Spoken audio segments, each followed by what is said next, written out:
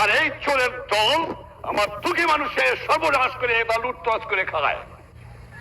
এই জন্য জীবনের যৌবন নষ্ট করি নাই, এই জন্য শহীদরা রক্ত দিয়ে যায় নাই যে কয়েকটা চোরাকার বাড়ি মুনাফাখোর ঘুষখোর দেশের সম্পদ বাইরে করে দিয়ে আসে, জিনিসের দাম গুদাম করে মানুষকে না খাওয়া মারে। উৎখাত করতে হবে বাংলার বুকের থেকে এদের। টাকা নাই, পয়সা নাই, চাল নাই, ডাল নাই, রাস্তা নাই, রেলওয়ে ভেঙে দিয়ে গেছে। আপনারা ভালো করে কাজ করেন, ঘুষ খাওয়াটা বন্ধ করেন, দুর্নীতি বন্ধ করেন। দেশে অন্ধ অন্ধ দুর্নীতি ভরে গেছে। আমি আশ্চর্য হয়ে যাই, যাও ভিক্ষা করে আনি, তাও চাটার গোষ্ঠী চাইতে খেয়ে ফেলায় দেয়, আমার গরিব পায় না। এত চোরের চোর, চোর কোথেকে যে পয়দা হয়েছে আমি জানি না। পাকিস্তানে সব নিয়ে গেছে, কিন্তু এই চোর টুক ফিরে গেছে আমার কাছে।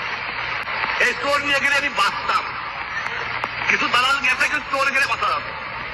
শতকরা 20 জন লোক শিক্ষিত, আমরা শতকরা 20 জন, তার মধ্যে শতকরা 5 জন লোক আমরা বলতে পারি আমরা শিক্ষিত। আজকে একটা কথা প্রশ্ন আমার, এই যে দুর্নীতির কথা বললাম, আমার কৃষক দুর্নীতিবাদ না, আমার শ্রমিক না, কে?